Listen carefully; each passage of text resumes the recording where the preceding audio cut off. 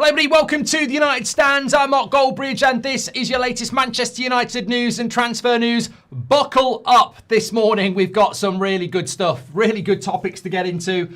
Beth's even giving it large now, trying to back Luke Shaw. We'll talk about that. We will have time. But Nmecha price set. Onana wants to return. Financial reports coming out. The most suitable manager for Manchester United. I don't know whether it's AI or an article, but we'll talk about that as well. There's about 4 or 5 other things we need to talk about this morning too. But I'm going to start off with the Onana story. As much as I don't want to, this is coming in from The Guardian.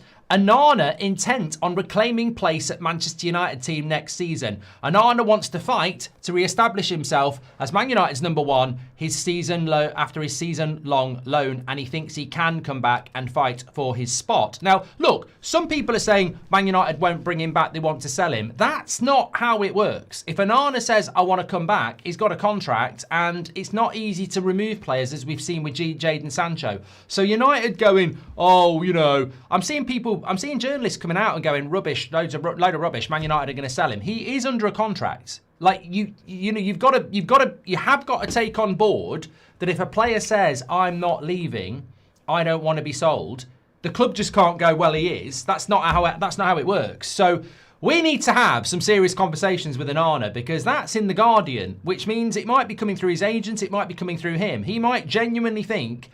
He might be getting Rocky Balboa vibes, you know. He might be like, rising up, back on my feet, took my chances. I'm just a man. And, you know, he might be thinking he might be doing all this. He might be running in bloody Philadelphia up them steps. He might actually think he can do it. Someone needs to have a word with him. Man United can say he's not coming back, but he can just sit in and go, I'm not going anywhere. We've actually had experience of this with players. So someone needs to have a word with him, because I'm sure Man United are feeling the same as us. Well, like, you can't, seriously, Andre, you can't. I'd rather have Peter Andre in goal, right? I'd rather have Peter Andre in goal. Seriously, you can't come back. Peter, I mean, Andre, before you tell us about you want to come back, right? Because I'm sure you want to come back. Man United, you want to come back, right? Before you talk, just think a minute, right? Before you start telling us that you don't want to go and you want to stay and fight for your place. I know, just zip it for a minute. Zip it. Before you start pleading your case and saying you've learned from your mistakes and you want to come back. Before you do all that, watch this highlights compilation from the Grimsby game a year ago, right? Just a minute. We're just going to hit play. And while we do that, we're going to play the theme tune to the original Batman. You know, the one where it goes... Right, we're just going to play that and your clips. You'll understand why. Hit play. Let him watch it. When he's jumping through the air, missing the ball, Pratt man. Yeah, just play it to him. And then hopefully he'll go... Yeah, I'm not coming back, am I? And then you go, no, we wish you all the best. We're going to really help you find another club, but you're not coming back. You're not Rocky Balboa. You're not, this is not a comeback. You're not Jon Snow. You're not coming back from the dead. You're not coming back from this. Sometimes in life, I know on Facebook and Instagram, there's all those little clips saying you can do anything. And these days, a lot of people, probably you, Andre, spend a lot of time swiping up and, you know, you probably got caught in the algorithm of motivational comebacks. You know, you're probably getting that Rocky thing from Mickey saying, get up, you know. You probably watched the latest Duncan Egg where, get up, sir, get up, sir, get up, Sir Duncan, get up, sir, stop, get up, sir. You know, he's probably watched that. He's in the algorithm. He thinks he's coming back. Play him the Grimsby game and he'll go, yeah, sometimes you don't come back, do you? And you go, no, you don't. You don't. And I tell you what we'll do, though. Now that you've agreed to go, we will burn every copy of the Grimsby game, because now we've got to try and sell you. Yeah? Yeah. He's not coming back. He's not coming back. The club won't want him back. I'm not blaming the club. Not blaming the club. He might want to come back. He might want to come back. So all these people saying there's no chance of him coming back, let's not just say there's no chance, right? If I've got 2 years left on my contract and I want to come back to Man United, I can come back. They can't do anything about it. I've got a contract. So he can come back, and he might be getting those comeback vibes, you know? Yeah? He might be one of them boxers, you know. Mike Tyson, he's coming back, you know. He might have that in his head, that he wants to come back to Man United. He might, to be fair to him, be one of them people in life who are just really determined. And Man United can say, you're not coming back, but they can't really stop it. And Man United can put it out there that it's a load of nonsense and we're going to sell him this summer, but someone's got to buy him. So don't listen to United. They'll be panicking. Man United need to sit him down in a room and say, you're not coming back. He can't, you know what? You know what else they could say as well? They could say, even if we wanted you back, even if you, imagine if Jason Wilcox said, look, seriously, I'd like you back. But do you really think I can bring you back? I've messed everything up at this club. I'm not even, you know, people say people are on thin ice. The ice ain't, you couldn't even explain how thin the ice is I'm on, Andre. I'll love to bring you back. But if I bring you back, I'm done. I'm finished. I can't even bring you back if I want to bring you back. Because I'll tell you why, the fans are going to go mad. The protests won't be as bad as the Glazers, but there will be protests. You cannot come back. So, look, he ain't coming back. Someone needs to have a word with him. He ain't coming back. Fair play to the guy. I applaud. Fair play that he has got that amount of self-belief and determination that he thinks he can, but he ain't going to be coming back. No way. He's coming back for a tasty 25% wage increase. Well, Rory, boom. I applaud you, sir. Boom. I don't know what his wage is, but when we're in the Champions League, everybody's wage goes up by 25%. So this is what I mean. You'll get these journalists, before they've even thought about it. No way is he coming back. Man United want to sell him. And they don't think it through. And this is why this community is so good. Because you get people like Rory dropping absolute bombs like that, where why would he want to come back to Man United? Ooh. Self-belief, yeah. Also, I ain't going. I've got a 25% pay increase and you can't stop me having it. So I ain't going. Who's going to buy me? I ain't going. I think we ain't going to pay his contract off. I think he'll be loaned again. I don't think anyone's going to buy him. It's like, in many ways, we've got a few of these problems. The financial reports are out today. It's going to be very interesting. I think they're out lunchtime. I think our financials are going to be shit. But I don't know what period it's for. So this season, our financials are going to be shit because we've not been in Europe, etc. I think they're going to balance it off with wages that they're cutting. As I said last night, this is not a good thing. If our financials look good because we're cutting wages, you're going to pay the price. I'm going to pay the price. Because if you keep cutting wages, we're going to get bad again. But even for every Marcus Rashford and for every Casemiro, you've got to replace Casemiro. You've got to replace Rashford. And also, for every Casemiro and Rashford that's going to bring the wage bill down, you've got an Andre Onana who can sit there and a Mason Mount who can sit there on good money for the next few years. And they're no use to us. Mason Mount's no use to us. He's on 250 grand a week. He's on £1 million a month. He's no use. Might be back at the weekend, might be injured for another month. Who knows? So, and you've also got Onana who can sit there and go, no one's going to buy me. You gave me a contract. I've just had a 25% pay increase because you're in Champions League. Deal with it. So, it'll be interesting to see, but I don't think it'd be easy to get rid of, but there's no way we're going to use him. Cyber says, we need to get rid of Maguire, Delot, Shaw this summer and Bruno next summer if we want to move away from counter-attack to possession-based football. I completely agree, Cyber. Thank you very much. Did you see Xerxes said in his podcast that when he joined the club, he was surprised how good Shaw was and called him Schuberto?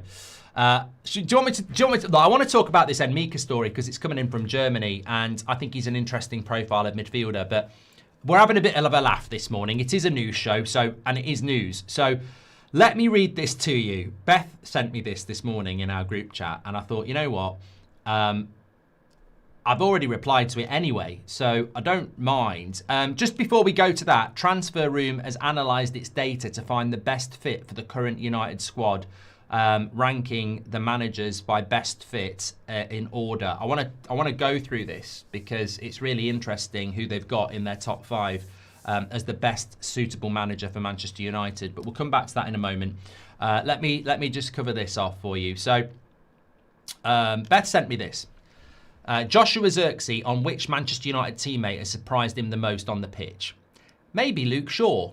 Obviously, he's had many injuries last season. Like, I really didn't play with him or see him day in, day out. I knew he was good, though. But when I saw him every day, and I was like, the Shawberto and stuff, you know what I mean. It's true. Right, I like Zirkzee, but this is probably why you're on the bench, mate. This is probably why Carrick won't pick you. And well done to Carrick. Because if that's his IQ, I ain't picking him either. That's imprinted in my head about Zirkzee now. So that's his judgment. Last 10 minutes of a game, and it's only 1-0 against Everton. Do I bring Zirkzee on? Steve Holland says to me, remember what he said about Luke Shaw? Yeah, sit him down. Absolutely no. No. I mean, I like Zirkzee, but that take is horrific. Horrific. He's called him Shawberto. He ain't been called Shawberto for about 4 years, mate. He ain't bloody Shawberto now. He ain't Shawberto. Absolutely not. He's Shawshank Redemption. He's in prison. He's absolutely bloody crap as far as I'm concerned. And I have to go a little bit hard on Luke Shaw because there's so much propaganda on this channel from Ricky and Beth. I feel I have to go the other way. Yeah, he is Shawshank Redemption. He should be in bloody prison and he ain't escaping. Watch the wall. Yeah, Shawberto. I mean, come on. The reality is Zirkzee and Shaw get on really well. They're very close. They're good mates. So, look, he's probably just bigging up his mate at the end of the day. But, look, I don't know. Look, maybe in training he's really good. But we've got the great thing about football is a footballer can say somebody's really good. But we've got eyes. We watch games. So, Shawberto Carlos, when Luke Shaw was good and I liked him, it was because he bombed back and forward and put crosses in. I don't think... If Luke Shaw was a car... You'd take it to your local Halfords repair centre and you'd say, I can't get it into first gear. It won't go forward. I can only reverse. It won't go forward. I don't know why. I'm pressing the accelerator and put it into first gear and it won't go forward. Because Luke Shaw won't go forward. He just stands on the halfway line defending. He won't go forward. So he was good about 4 years ago, but he ain't that player anymore. So, yeah, we've probably just figured... I like Zirkzee, but we've probably just figured out why he won't get picked. Because if that's what comes out of his mouth, then what he does with his feet is secondary, isn't it? Anyway, bit of banter this morning. Beth sent it to me, so fair play. She's in the Luke Shaw fan club. You know why she's in the Luke Shaw fan club? Because she got an interview with him in the summer. That's what it is. Let's call it out, Beth. He gave you an interview, and now you've fallen for it. You've fallen for Luke Shaw's little smile. And Ricky. I don't know why Ricky. I don't know why Ricky. Ricky's apparently got pictures of Luke Shaw on his wall at home. This is true. This is apparently true. When we were in Dublin, his family were there. His wife were there. We were all having a Guinness, and she said, "Don't tell anybody." I've just realised I have. He has actually got a picture of Luke Shaw on his wall. True story. Right, let's talk about Nmecha because this is transfer stories and we have got a lot to get into. By the way, as I said, we have got a few more bits to get into on the show today. A couple of funny things, actually. It's been quite a funny start. I've actually enjoyed this show it's a bit like a bloody Cooking with Goldbridge. It's comedy. Well, some people think it is. I've got another one to talk about in a minute, but let's get back to some transfer stuff because we obviously were talking last night about Gibbs White and other bits, but interesting story coming out this morning. Please do smash a like on the video if you're enjoying the video, by the way. So this has come out from Bild, and they're basically saying, which is Germany, Dortmund will demand a fee of around 70 million euros, which is about 61 million pounds, for 25-year-old Germany midfielder Felix Nmecha. He is wanted by Manchester United and Chelsea. He was released by Man City at the end of his contract in 2021, having played 1 League Cup and 1 Champions League game. Can I just shock you? I like him. I do watch a lot of Bundesliga this season. Been very fortunate to have that link up with the Bundesliga, and that's football. So, you know, I get sent emails all the time. So it's not just the game we do on a Friday. It's you get access to like profile clips, highlights. So when I'm working in the day, I've just got this screen here and I'm just constantly playing stuff through. I like him. I do like him. And I don't know whether United will go for him, but I really do like him because he just reminds me of a Premier League midfielder. He reminds me of Gravenberch. in a sense. Not in the way that he plays, although there are similarities, but I would have loved Gravenberch at Manchester United. I think he's the quintessential modern midfielder. He's big, he's quick, he's good on the ball, he's athletic. I think that's what I would say about Nmecha. He is an all-round midfielder. And when you watch Dortmund, and they're having a really good season this season, he is their best midfielder. Sabitzer doesn't really start anymore. And Jude Bellingham's in and out of the team, but Nmecha's on a different level to Bellingham. Like he's probably, in my opinion, he's their best midfielder. Box to box, can get goals, physical, good in the air. I think it's an intelligent signing. My only issue is I'm liking a lot of German things. Like I want Nagelsmann, I want Stiller, I want Nmecha, and I wouldn't mind Diamonde as well. But the good thing about that is one's Stuttgart's best player, one's arguably Leipzig's best player, and Nmecha's at Dortmund, and he's doing really well. So look, there's nothing wrong with going for players like that. Nothing wrong with it at all.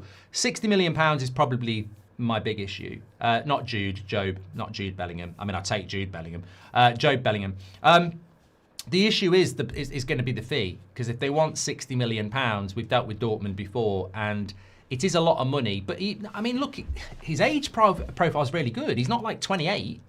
Like I'd take Ryerson from Dortmund, brilliant player, but he's like 28. At 25, he's perfect. And for that price, we could get Elliot Anderson. Well, we don't know the price of Elliot Anderson big. But what I wanted to say about this is that there is this... I've been told this, and I've seen other journalists write about it as well. There is this Fivel plan, and there is a Wilcox plan. And it's well known. A lot of people know about it, and it has been written about by other people. So I'm not putting the exclusive out there, but I've been told it, and other people have written about it. So look, it's not an exclusive, but there is the Fivel way and there is the Wilcox way, and I think the Fivel way is the path I want to walk. The Wilcox way is Belabor, it's Delap. The Fivel way is Sesko, it's Diamonde, it's Stiller, it's Nagelsmann, it's Nmecha, it's people like that. I want to walk that way. I don't know how we do it, because Wilcox is basically his boss, but I want to walk that way. I think when I look at Liverpool and Jurgen Klopp, that's the sort of path I want to walk. And I think there was similarities between Klopp and the way Sir Alex walked. So we're not copying Liverpool really, because I think Klopp was influenced by Sir Alex as well.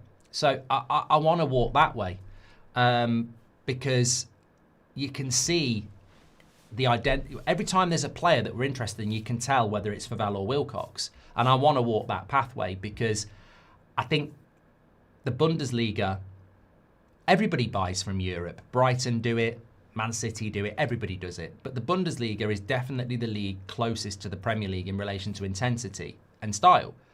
So we saw a lot of people coming in from the Bundesliga last year. We bought Sesko.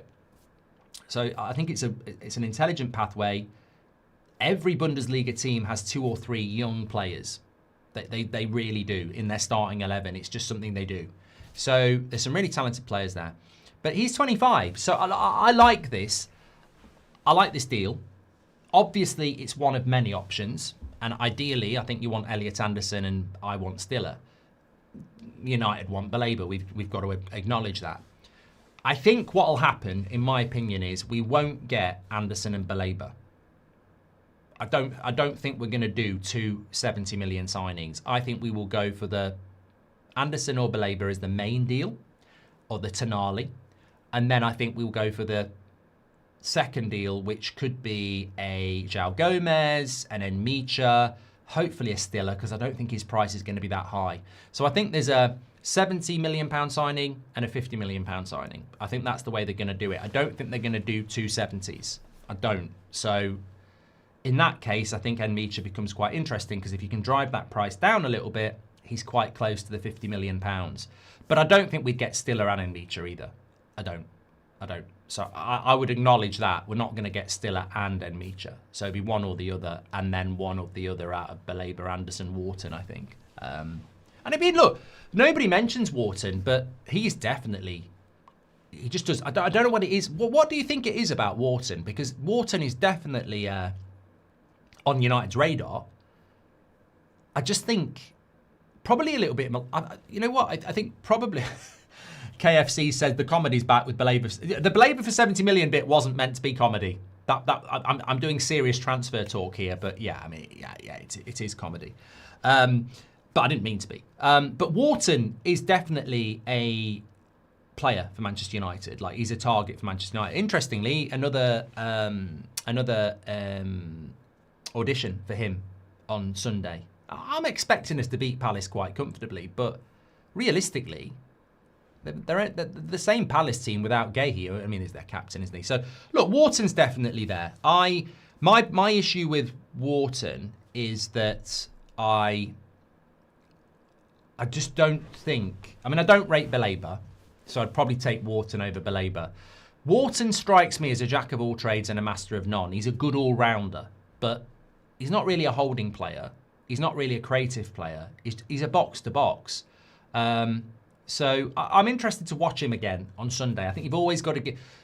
Look, it's like the manager. Keep your options open. Let's not dismiss Wharton. I just don't think he's the most glamorous of the options that we've got at the moment. As Greg says, is he a bit overhyped? Well, I think on Sunday, it's a really big opportunity for him because we saw Belaber come to Old Trafford. He was absolute shit. We've seen Anderson this season. He's played really, really well. I've not seen a lot of Palace and I've not seen a lot of Wharton, so I'm quite looking forward to seeing him. But he's a consideration as well. But look, I want to say it. The club really like Nmecha. We've got good relationships with Dortmund. We've done deals with them previously, buying players, and we've loaned players like Sabitzer, and we've given them Sancho. So we've got a good relationship there. He's definitely a Premier League player. You know what I'd say about Nmecha before I move on? I think if we signed him, he could be low-key signing of the season for Man United. Not that he's going to become player of the year. I think he's one of those players that could come in and everyone would go... Because remember, we need 2 or 3 midfielders. We're not looking for superstars. We're looking for players that come in and improve our midfield. And I think he would improve our midfield. And the way Dortmund play football as well, they play football. They're a football team. You know, they move the ball. They have possession. So I think he's an interesting profile of player. I'd certainly have him on my list of opportunities. And there's a lot of opportunities. Seth said it's been a while. I'll tell you what, can I just say I'm loving the show this morning. I don't know why. You know, sometimes you just get a cracker. I think this is a cracking show this morning. Seth says, been a while, Mark. How are you? I mentioned Nmecha months ago. I love his style. Stiller and Nmecha combo sounds good. At least there is a brain in Favel. Yeah, well, Seth, I would personally, I think we're in the minority. I wouldn't be bothered about signing Stiller and Nmecha as our midfield too. But I think there'd be an apt... Can you imagine the British press? They'd go mad. They'd go absolutely mad. They would not like that at all. And there is a risk to that. I think it'll be one of the two if we bring either of them in. Patrick Lynch says, this is a good point. He says, would you be concerned with how Wirtz has been this season when looking for players from the Bundesliga, considering Liverpool have a better midfield and his reputation? Anyone we can get can't have as long an adjustment period. Look, this is a great point as well, Patrick. I mentioned Gravenberch. He went from Ajax to Bayern for a year or two. And then he came to the Prem. And his first few months he adjusted and then he became really good. I think midfielders from any league have a better chance of adjusting quicker than a striker or a number 10 or a winger, because in those positions the speed and intensity of the Premier League, you can get lost. You don't get as many touches. In the midfield, you either sink or swim. We've seen Gravenberch come in from the Bundesliga and do really, really well. There are other players, even like Michael Ballack, all those years ago. I thought he was a good signing for Chelsea. So I'm trying to think of other Bundesliga signings from the midfield that have come in and done really well. Obviously, Sesko is a striker. Frimpong was a winger. I'm struggling. I'm struggling to think of midfielders that have come in from Germany and done really well. But I think I think it's a fair point, Patrick. And I think as well, what you immediately made me think of is, even if you sign Elliot Anderson or Carlos Baleba or Adam Wharton, just because they've done well for Forest, Palace and Brighton doesn't mean that they're going to adjust straight away to Manchester United. So I think there's always going to be... De Bruyne played in the Bundesliga, yeah. I think there's I think this is... I'm not going down this road, but next season worries me anyway. Whether it's Carrick or who we're about to talk about in a moment. Whether we buy 8 players or we buy 4 players, I think next season... Look at the way we're playing at the moment. We could win our next 6 games, and if we played like we've played, I'd still be worried about next season. I'm not worried about this season. I think we're going to get Champions League football. But I think some United fans want to live in the now. Oh, Delo's arc, they just want to be positive. That's great, right? Some United fans, like me, are going, what's going to happen next season? Because this club, I as a fan, shouldn't know that next season's going to be hard. The board should know it. But I know next season's going to be hard, really hard, because Champions League football, we're going to play another... we're going to play twice a week. Our output's going to go through the roof. We haven't got a squad for it. So your new players, whether they're from the Bundesliga or the Premier League, they've got to come in and hit the ground running. That's a lot of pressure on new signings. I don't think people realise next season, new manager or Carrick, huge pressure. The players that are already here... Can they deal with it? And the new players have got to hit the ground running. It's a perfect storm of problems next year. Because I think if you sign any player, they shouldn't be thrown into a Man United team and sink or swim. You've got to have an adjustment period, but we won't have any time to adjust next season. Onana probably sees coming back as the perfect situation. Pay bump and not playing will improve his reputation more than actually being on the pitch. I think Rory's right. I don't know what he's... actually, instead of saying I don't know what it is, Onana Man United wage.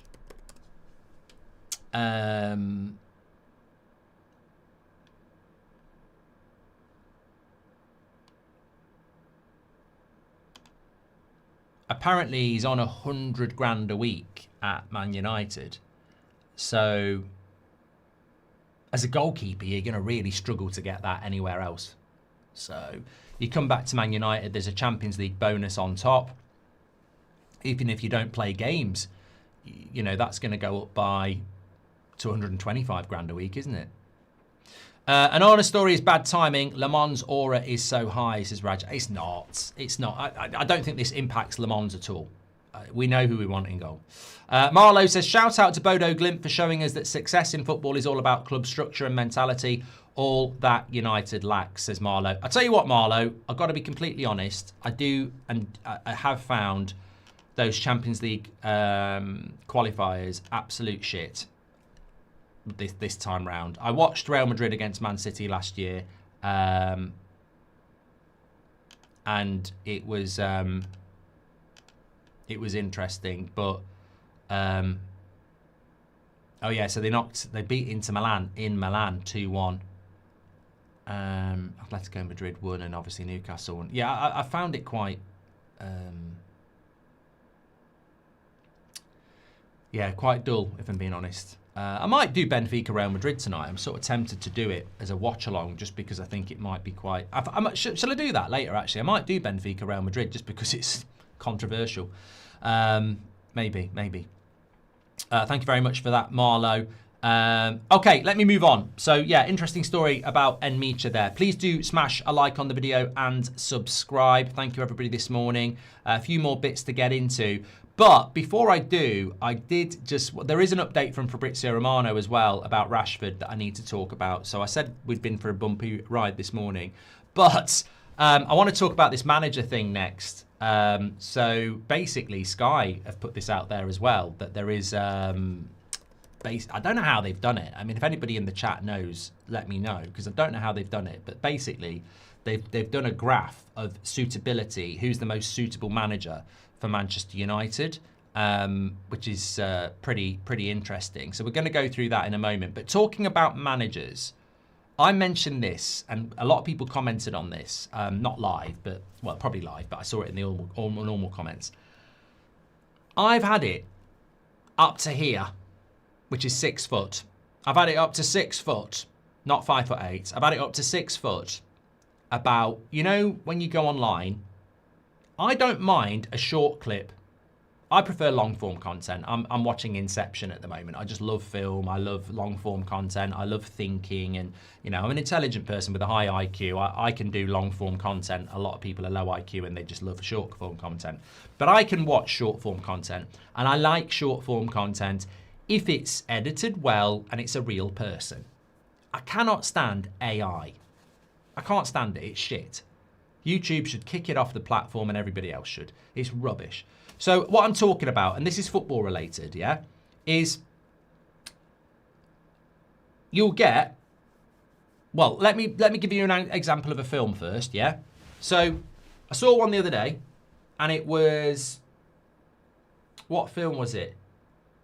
Oh yeah, it's Patrick Swayze, yeah? So it's Ghost, yeah? The film Ghost, yeah? So Demi Moore sits down next to Demi Moore from the film and Now, yeah? And then the camera pans and it will go to Whoopi Goldberg then and now. And then it will go to Patrick Swayze then and now, and he's got angel wings. Well, this is just an endless AI source of content, because how many films are there? Absolute shit. Total fucking rubbish, and gets millions of views probably. There's a football one now. There's a football one, right? You have a bench, and basically on that bench you can put De Bruyne, Lampard, Scholes, Rodri, and I don't know, Xabi Alonso, yeah? And Steven Gerrard will be stood up, and they'll AI generate the picture and go, who's standing up to let Steven Gerrard sit down? Fucking rubbish. Most of them don't look like the player, and it's AI, right? I saw one the other day. Sir Alex Ferguson standing up, and it's who's standing up to let Sir Alex Ferguson sit down, right? I'm looking at the bench and it's everybody, but the hilarious thing is, listen, right? There was Carlo Ancelotti, fine. Pep Guardiola, fine. Jose Mourinho, fine. Arsene Wenger, okay. Mikel Arteta, are you having a fucking laugh? Mikel Arteta, you may as well sit me there. Mikel Arteta, and you're asking a serious question about who needs to stand up to let Sir Alex Ferguson sit down. Mikel Arteta doesn't need to stand up. There needs to be an ejector button to bloody shoot him into space. Mikel Arteta sat down, and I just think this is AI for you. Fucking rubbish. Absolute rubbish. I mean, Sir Alex Ferguson sits down above all of those. This is true. Some people in the chat have even seen it. It's true. It definitely is true. I've seen it. But, yeah, I thought I'd just bring that in for a little bit of a break there. Loads of people loving the AI. Mate, you're melting your brain. You're probably melting your brain watching this, to be fair, but you're definitely melting your brain watching content generated by a fucking computer. Oh, dear. Oh, dear. Oh, dear. Anyway, let's move on. So I want to talk about this next. Here we go. Not Fabrizio Romano. This was it. Okay. So Sky Sports Premier League. This was on their app, I think. Transfer Room have analysed its data to find the best fit for the current United squad as manager. Top 10 are this. In 10th place, Xabi Alonso with an 80.7 suitability. In 9th place, De Zerbi with an 80.9 suitability. In 8th place, Hurtzler at Brighton, 81.1%. I mean, I think he's shit. How he's ahead of De Zerbi, I don't know. In 7th place, Kovac at Dortmund, 82% suitability. In 6th place, Arne Slot, 83.3% suitability.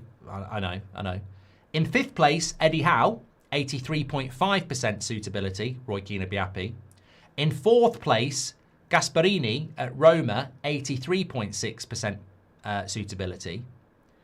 In 3rd place, Maresca, 84.3% suitability. In 2nd place, Conte, 84.6% suitability. And the number one most suitable manager, according to whatever algorithm they ran, is Unai Emery with an 85.2% suitability.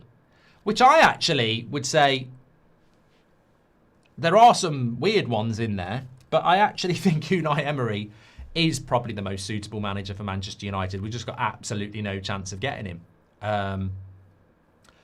I like the fact that Conte's in there second. But, I mean, look, I ain't going to dwell on it for too long. I thought it was quite interesting. But, just on the manager chat, I don't know why Nagelsmann's not there. I don't know why Luis Enrique's not there. I don't know how they've done it, to be honest. But I'm with Red Sparrow. I think when I look at it, Unai Emery is best in class.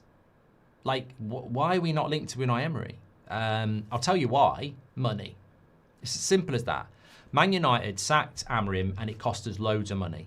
They then said they're going to do a best-in-class managerial recruitment with no stone left unturned. Tuchel signed the new contract at England. Ancelotti's going to stay at Brazil. Enrique doesn't want to come.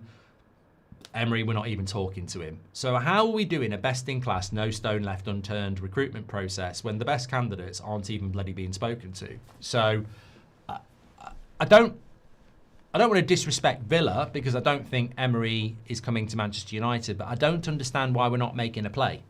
Because his record at Villa since he's come back to the Premier League and what he learned from Arsenal is incredible. Absolutely incredible. And he picked up a club that was a mess in October. Like, he didn't have a pre-season. He didn't have a transfer window. He picked up a club that was a mess and got them winning games, playing decent football, and has never stopped. On a limited budget as well. So what's not to like about that? I'm not saying we should go for Unai Emery. I don't think we are. But I don't know why he's not high. Journalists don't talk about him. Fans don't talk about him. And the club haven't let anything come out about him. And he should be interviewed for the job. Like, he should be interviewed for the job. We should push for that interview. Hard to do, but he should be, in my opinion. Mike Royce says Shawberto, more like Sherbert Toe.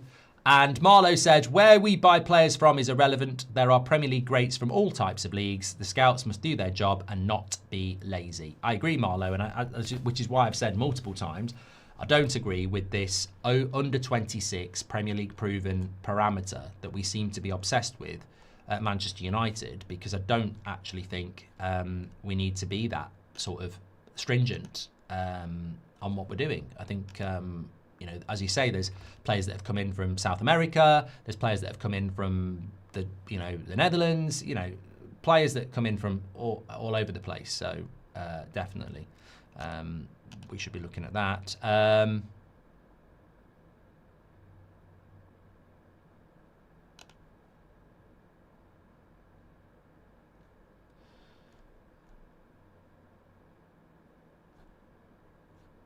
Bournemouth are growing increasingly confident that they can persuade Areola to commit his future to the club with a new contract. Okay, well, I wouldn't actually be that concerned about that. God, Manchester United have actually posted at 10:05 this morning the clip of Xerxes saying Shawberto is real. Our club is just pure propaganda, isn't it? And you read the replies and you understand why this club never goes anywhere. I mean, all the replies are like, oh yeah, love you, Luke. We have got some morons in our fan base, haven't we? Unbelievable. Look, we've got millions of followers, haven't we, Man United? There's bound to be a few million Pratts. They've actually posted that this morning, Xerxes' post saying Shawberto is real. You know, just to be very serious about that. When was the last time Luke Shaw had a good game? Man City? Arsenal? Shit against West Ham? Shit against Everton? How can you do such propaganda? How maybe they are bots. Maybe they are bots. But you know what annoys me? Propaganda. I don't mind if a player's playing well and I don't rate them. I'd say fair play. You've had a good game. I've given Luke Shaw a 7 this season. But he has actually been shit the last 2 games. And they put out... that's propaganda. That post is pure propaganda. Like, he's playing shit. He was shit against Everton, and he was shit against West Ham. He nearly cost us the game. Shawberto is real. Come on. 1 assist in the Premier League all season as well. Absolute shit. Averages 1.2 crosses per game when Anthony Robinson's putting in 5. Come on. Have a look at it. Have a look at what we're talking about, at least. Respect yourself. It's been funny this morning. So I want to just talk about this from Fabrizio Romano.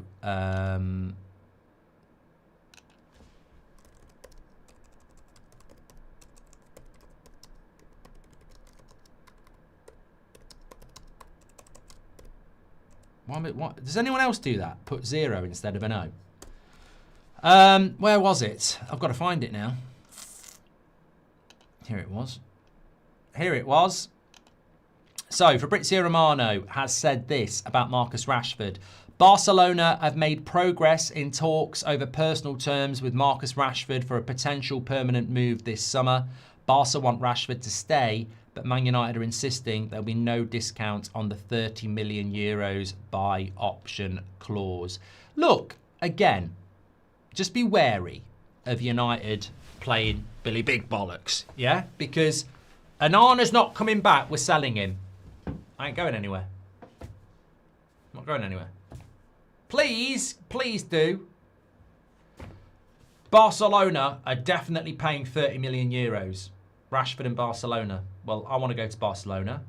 We're not paying 30 million euros. What are you going to do? Well, we'll sell you somewhere else. Rashford says, I don't want to go anywhere else. I want to go to Barcelona. Well, you just have to sit and rot in the reserves. Okay, fine. Okay, let's see how that plays out. I'm going to the World Cup until the end of July. By the time I've had a rest, it's the end of the transfer window. You're going to really keep paying me 300 grand a week sitting in the reserves? All right, we'll do a reduction. So, look, it's going to be very interesting how that pans out, because if Rashford wants to go to Barcelona and Barcelona want Rashford, look at what happened last summer. We're selling Rashford, we're selling Rashford, we're selling Rashford. We're loaning Rashford, we're getting a transfer fee we're getting a loan fee for Rashford. We're not getting a loan fee for Rashford, and they're just going to cover off his wages. So, I hope we can get the 25 million. I mean, it's not very much for a player of Rashford's quality. But as we know with Barcelona, they like to pull levers and they're always in financial trouble. So I wouldn't definitely say that we're going to get that 25 million pounds, because if Barcelona are broke, but Rashford wants to go there, and the only way they can do it, maybe they're saying to Rashford, look, we can sort you out a good wage and we can sort you out a good contract, but to do that, we can't give Man United 25 million. And Rashford goes, well, I want to come here. And the club, Barcelona, say, well, the only way you're going to come here is if we get that price down with Man United. Well, Rashford's going to be with Barcelona, isn't he? He's not going to be on Man United's side. So, maybe there's a swap, as Cristiano Ronaldo says. Maybe there's something like that. But I do think with all these things, the club just can't come out and say, Billy Big Bollocks, this is happening, this is happening. I mean, ultimately as well, we don't have a great track record when it comes to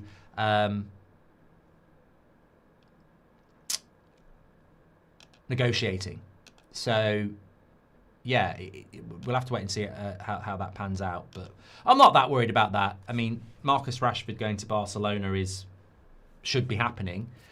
I'm more interested in how many players we're going to sign and who else we're going to remove from the club this summer. Because I've got to be honest, I go into next season and just talking about someone like Luke Shaw, that doesn't fill me with confidence that he's part of the squad next year. Mason Mount doesn't fill me with confidence that he's part of the squad next year.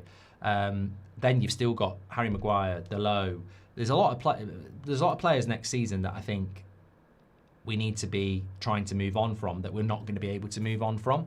So for me, the big thing is, can we bring in, if we're keeping those players, can we bring a lot more players in so that we don't have to pick them, you know? Thank you. Anyway, right, let's have a look at the chat. Rashford may have to contribute and buy out some of his contracts, says Simon. I don't think he will. Why would he? Why would Rashford have to do that? Man United are the ones that are going to be stuck in a position where he's still got 300 grand a week contract for 2 years. It might be. Look, what I was going to say is it might be another loan. Barcelona might say, can we have another loan? That's the worst case scenario. It's just another loan. Could be. As Mr. Miracle says, it's Barcelona trying to pull a fast one. If we loan him out for one more season, they will send him back as he will be too old and they won't want him anyway. Exactly. And I think that's a great point. They might be angling for another loan, in which case, does it get to a point where you reduce the transfer fee and just clear him off the books? But Barcelona will win. They will win. We won't win on this, I don't think. I don't think we'll win. I think Barcelona will win one way or another. They'll get a reduction or they'll get a loan, and I don't think that will help. PC Master says, imagine Onana, Sancho and Rashford all come back. Well, Sancho won't be coming back because he's out of contract, isn't he? Thank you. Have you seen the Delo propaganda? Yeah.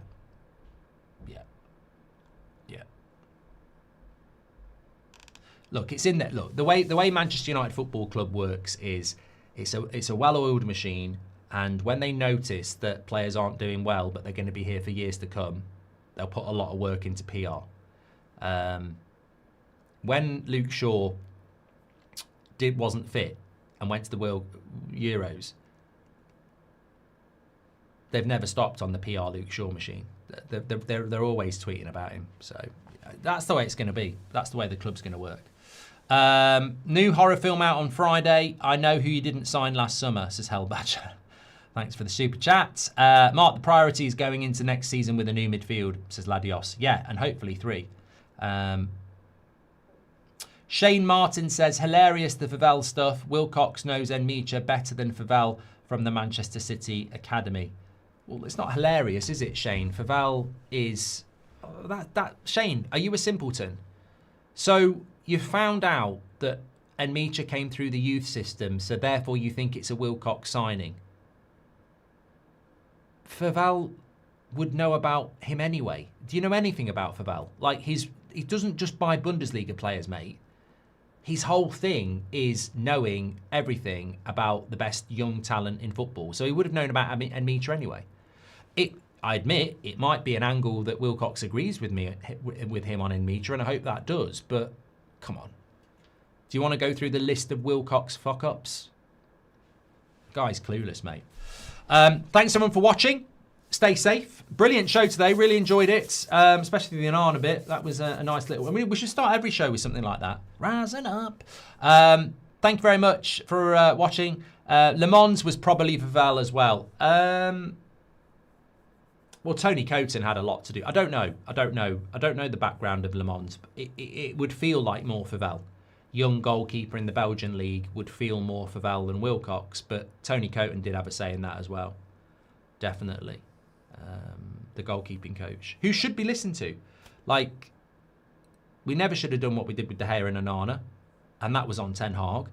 And when you're going to buy a goalkeeper, you should refer to your goalkeeping coach. Of course, it's a very, very specialist position. Take care, everyone. Stay safe. I'll speak to you on the next one.